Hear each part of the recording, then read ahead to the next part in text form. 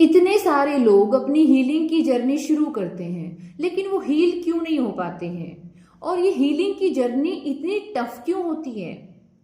इतना सारा emotional chaos क्यों आता है। खुद के ऊपर काम करने के बावजूद भी ऐसा लगता है कि हम दोबारा से जीरो पर आ गए। इवन कई बार तो लगता है हम तो और ज्यादा नेगेटिव हो गए। ऐसा क्यों है। देखिए, सबसे पहली बात, हीलिंग जर्नी सबके लिए नहीं होती है। रीजन रीजन ये है कि हीलिंग अपने आप में एक बहुत बड़ा टास्क है।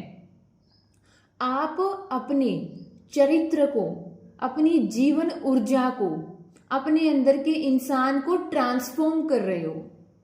और जो भावनाएं दुख के रूप में, नाराजगी के रूप में, गुस्से के रूप में, दर्द के रूप में आपके मन के अंदर बैठ गई हैं, है तो भावनाएं लेकिन अलग अलग रूप ले लिया है।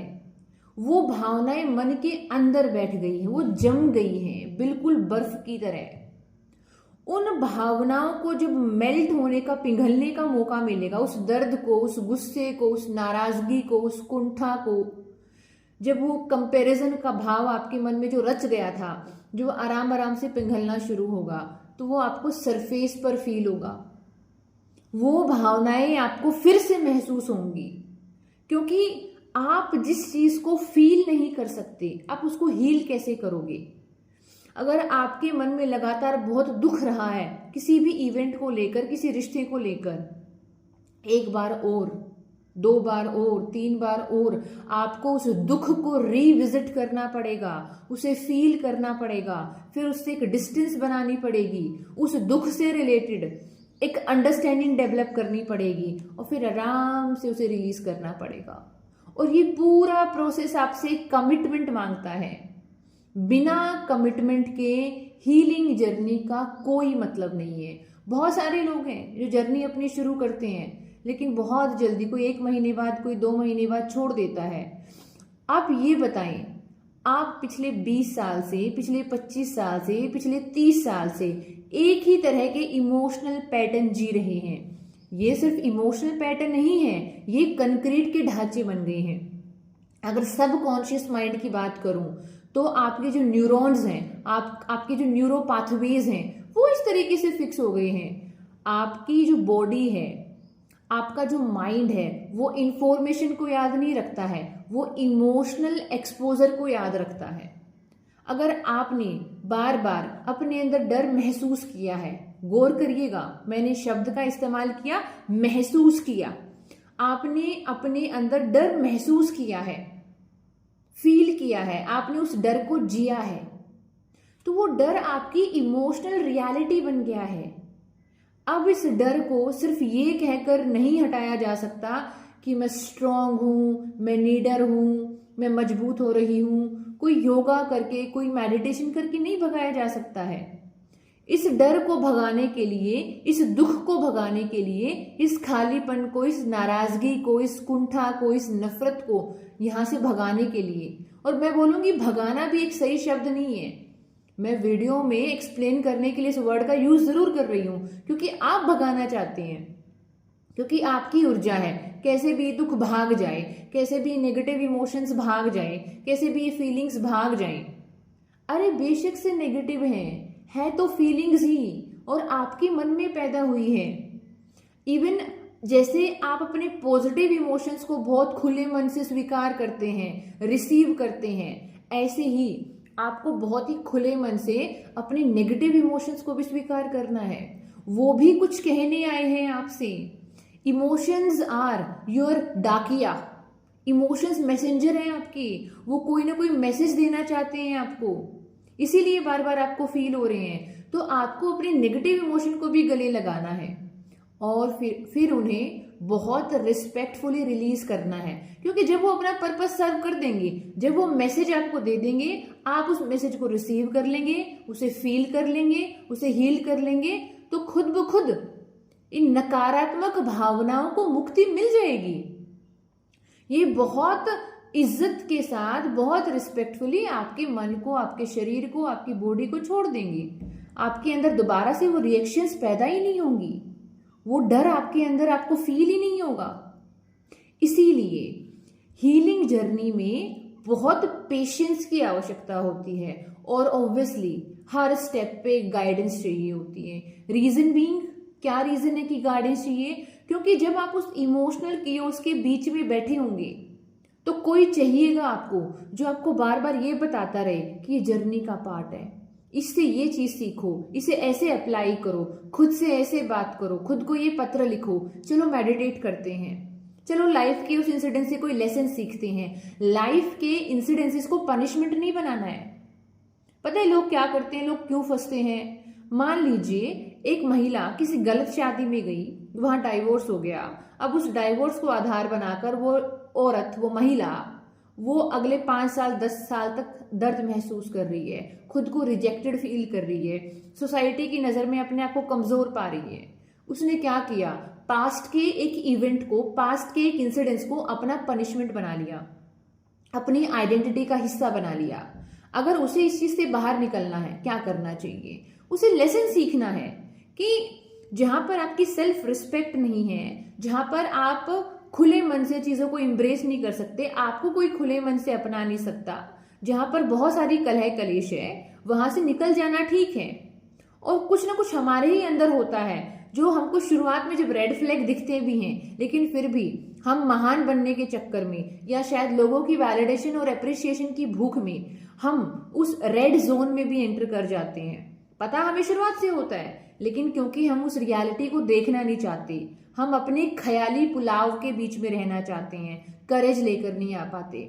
तो हीलिंग जो जर्नी है वो करेज यानी साहस की, कमिटमेंट की जर्नी है। इसको कैजुअल एनर्जी के साथ आप शुरू तो कर लोगे, लेकिन इसे खत्म नहीं कर पाओगे, इसे कंप्लीट नहीं कर पाओगे, क्योंकि कैजुअल एनर्जी आपको 1 दिन सर्व कर देगी, 2 दिन सर्व कर देगी, 3 दिन, उसके बाद आप वापस से दोबारा से मुंहे मुंह गिरेंगे और अब की बार और खराब तरीके से गिरेंगे, क्योंकि अब आपके दिमाग में ये परसेप्शन भी बैठ जाएगा कि मैंने तो हीलिंग जर्नी में भी जाके देख लिया, मेरी तो हीलिंग में भी कोई हेल्प नहीं हुई। नहीं, सिर्फ आपके चाहने से जो 20 साल का नुकसान है, 25 साल का नुकसान है, वो 1 महीने में, 2 महीने में, 6 महीने में पूरी तरह कवर नहीं होगा। वो डिपेंड करता है आप कितने इजीली उस जर्नी को एम्ब्रेस कर पा रहे हैं, कितने अच्छे से अपने ऊपर काम कर पा रहे हैं। अगर आपका एक बच्चा है 4 साल का, वो स्कूल जाता है, वो शुरुआत में अ से अनार, क से कबूतर, ABCD नहीं सीख पा रहा है, उसको डिफिकल्टी हो रहा है, क्या आप उसके ऊपर कोई टाइम लगाओगे,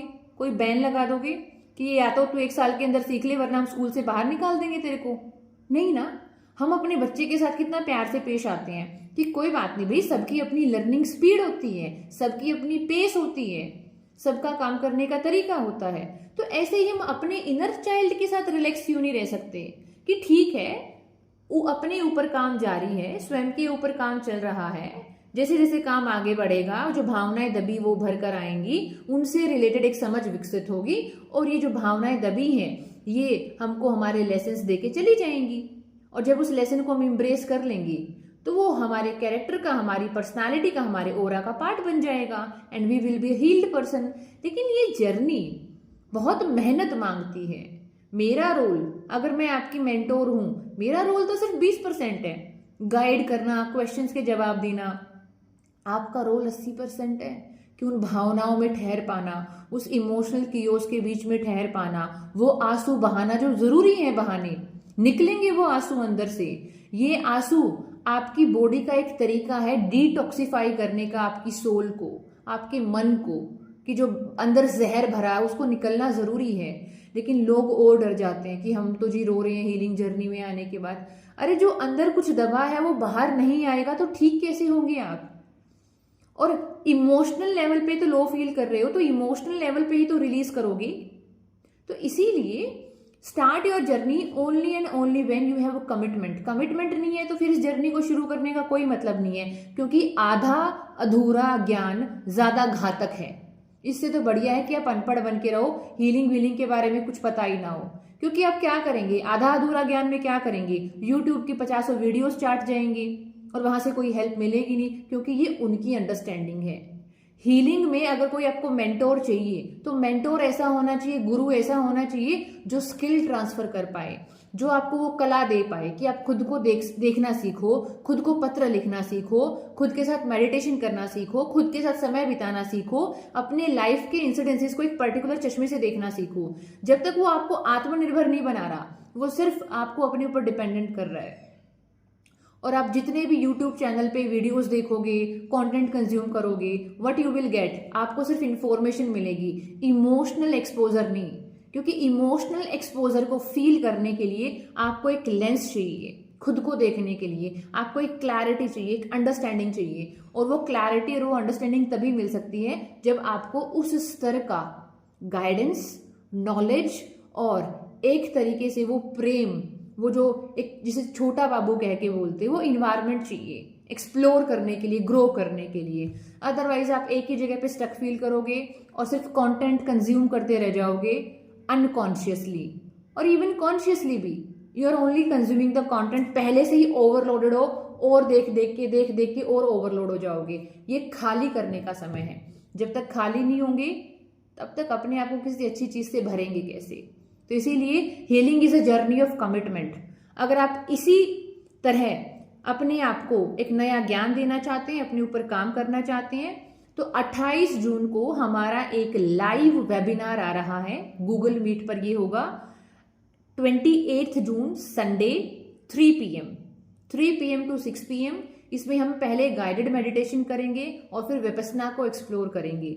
बताएंगे कैसे गाइडेड मेडिटेशन एक फर्स्ट स्टेप होता है मेडिटेशन में उतरने के लिए, और कैसे ध्यान का सबसे सर्वोत्तम रूप, the bestest possible method of doing meditation, that is Vipassana.